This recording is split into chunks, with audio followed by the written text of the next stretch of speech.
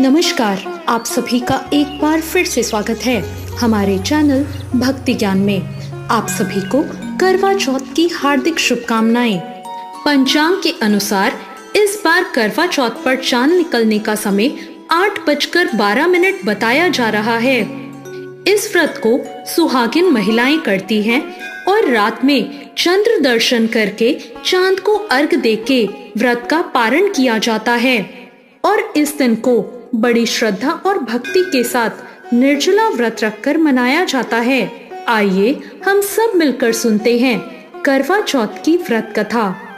एक बार की बात है, एक साहूकार थे। उनके 7 बेटे और एक बेटी थी।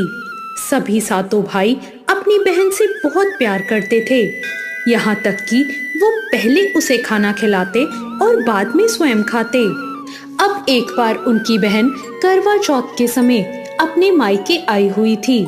अब शाम को जब भाई अपने अपने व्यापार से लौटकर घर आए तो उन्होंने देखा उनकी बहन बहुत व्याकुल थी।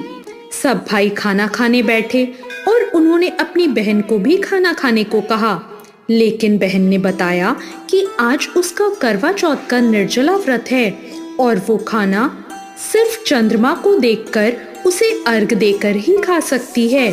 भाइयों से अपनी बहन की ऐसी हालत देखी नहीं गई। अब उसके भाइयों ने एक योजना बनाई और अपनी पत्नियों से सब बता दिया। अब भाई दूर पहाड़ी पर गए और वहां जाकर आग जला दी और उस आग के आगे चलनी रख दी। दूर से ऐसा प्रतीत हो रहा था मानो चांद निकल आया हो। अब घर आकर भाइयों ने अपनी बहन से कहा, देखो चांद निकल आया है, अब तुम खाना खा सकती हो। साहूकार की बेटी ने अपनी भाभियों को भी बुलाया और कहा, भाभी देखो चांद निकल आया है, आप भी अर्घ देकर भोजन कर लो। अपनी ननद की बात सुनकर उसकी भाभियां बोली, बाईसा ये तो आपका चांद है, हमारा चांद आने में तो अभी समय है। साहूकार की बेटी को इतनी समझ नहीं थी, वो भूख से भी व्याकुल थी। उसने कहा ठीक है और वो चांद को अर्घ देकर भोजन करने बैठ गई। जैसे ही उसने पहला घास खाया, उसको खाते ही छींक आ गई। दूसरा घास खाते ही उसमें बाल निकल आया और तीसरा घास अभी खाने ही वाली थी कि उसके ससुराल से बुलावा आ गया कि उसका पति बीमार है और वो जिस भी हालत में हो तुरंत ससुराल पहुँचे। अब उसकी माँ उसे ससुराल भेजने के लिए कपड़े निकालती है तो बक्से में से सारे कपड़े काले रंग के निकलते हैं। उसके बाद माँ दूसरे बक्से में से कपड़े निकालती है तो सारे कपड़े सफेद रंग के निकलते हैं। जब बेटी ये देखती है तो कहती है, माँ तुम रहने दो, मैं ऐसे ही चली जाती हूँ, देर हो रही है। माँ समझ जाती है कि कुछ ठीक नहीं है। वो घबराकर बेटी से कहती है, बेटी रास्ते में जो छोटा बड़ा मिले सबके पैर छूती जाना। जो भी बूढ़ सुहागन होने का आशीर्वाद दे वही अपने पल्ले पे गांठ बांध लेना। बेटी बोली, ठीक है माँ, और वो अपने ससुराल के लिए निकल जाती है। रास्ते में उसे जो भी मिलता है वो सबके पांव छूती हुई जाती है।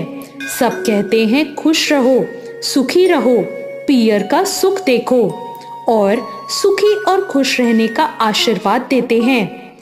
ऐसे में वो चलते चलते अपने ससुराल पहुंच जाती है। ससुराल के दरवाजे पर उसकी छोटी ननद थी। जब वो उसके पांव छूती है तो वो आशीर्वाद देती है, सदा सौभाग्यवती रहो, पुत्रवती रहो, बूढ़ सुहागन हो। ये सुनते ही वो लड़की अपने पल्ले से गांठ दे लेती है।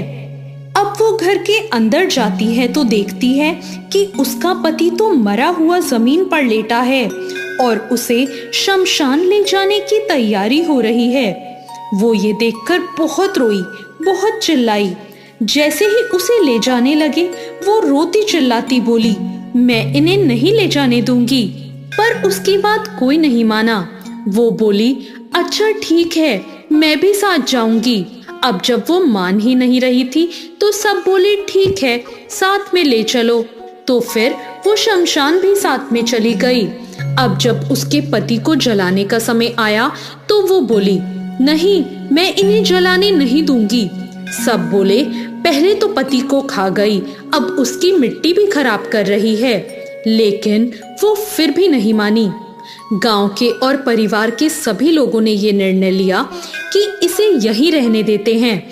इसके लिए यहीं एक झोपड़ी बनवा देते हैं और वहां वो अपने पति को लेकर रह लेगी। अब वो वहां पति के साथ रहने लगी।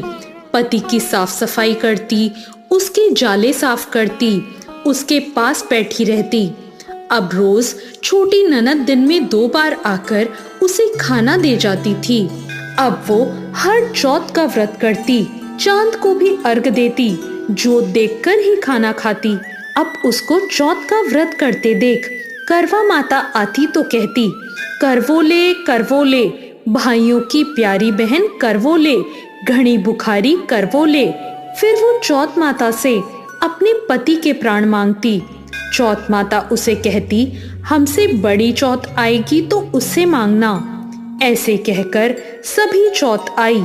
सभी ये कहकर चली गई कि जब मुझसे बड़ी चौथ आए तो उससे अपने पति के प्राण मांगना। अब अश्विन की चौथ आती है तो वो लड़की उनसे भी अपने पति के प्राण मांगती है। अश्विन की चौथ कहती है, तुझसे कार्तिक की चौथ यानी करवा चौथ माता नाराज हैं, तो उनसे ही अपने पति के प्राण मांगना, और कुछ भी हो जाए पति के प्राण मांगने से पहले उन्हें जाने मत देना। अश्विन की चौथ बताती है, तू करवा लेके रखना, सारा श्रृंगार का सामान अपने पास रखना, और जब करवा चौथ माता आए और जो जो मांगती रहे उन्हें देती रहना। अब जब उसकी छोटी ननद खाना देने आई तो उसने अपनी छोटी ननद से पूरे श्रृंगार और सुहाग का सारा सामान मंगवाया और करवे भी मंगवाए। उसकी सास ने सोचा, जो मांगती है दे आओ, बेचारी शमशान में अपने पति को लेकर बैठी है। अब करवा चौथ का व्रत आया। साहूकार की बेटी ने करवा चौथ का व्रत रखा। चांद निकलने पर अर्घ दिया और चौथ माता की जोत करी। अब चौथ माता प्रकट हुई और बोली, करवो ले भाइयों की प्यारी बहन करवो ले, दिन में चांद उगाने वाली करवो ले, घनी बुखारी करवो ले। तब उसने करवा चौथ माता के पैर पकड़ लिए और बोली, माता मेरा सुहाग वापस करो। चौथ माता बोली, तू तो बहुत भूखी है, 7 भाइयों की प्यारी बहन है, तुझे सुहाग से क्या काम। वो बोली, नहीं माता, मैं आपके पैर तब तक नहीं छोड़ूंगी जब तक आप मेरा सुहाग वापस नहीं करती। चौथ माता को उस पर दया आ गई। चौथ माता ने कहा, ला सुहाग का सामान दे। चौथ माता बोली, ला चूड़ी दे, बिंदी दे। और ऐसा करते करते चौथ माता ने 16 श्रृंगार का पूरा सामान उससे मांगा और वो भी माता को एक एक करके सारा सामान देती गई। चौथ माता बोली, तू तो पूरी तैयारी करके बैठी है, लगता है तुझे कोई सिखा के गया है। वो बोली, नहीं माँ, मुझे कौन सिखाएगा।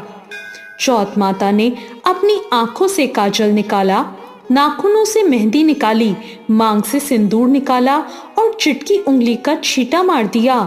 उसका पति जीवित हो गया।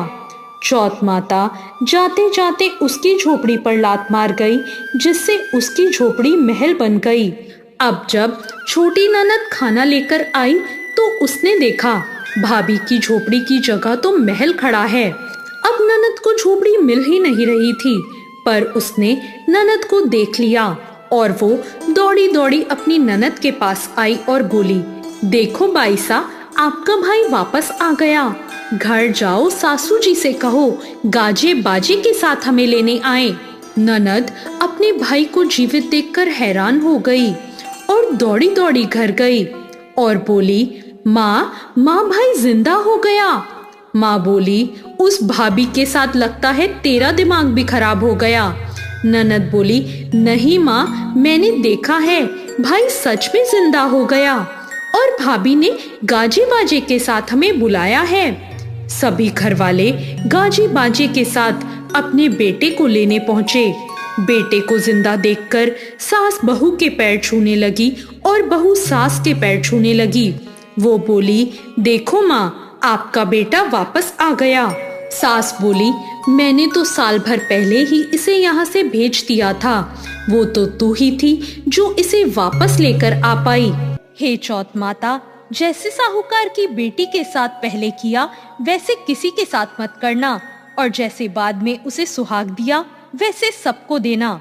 आप सभी पर चौथ माता की कृपा इसी तरह बनी रहे। जय चौथ माता। तो ये थी करवा चौथ की कथा। आपको ये कथा कैसी लगी कमेंट करके जरूर बताएं। साथ ही मेरे चैनल भक्ति ज्ञान को सब्सक्राइब करना ना भूलें।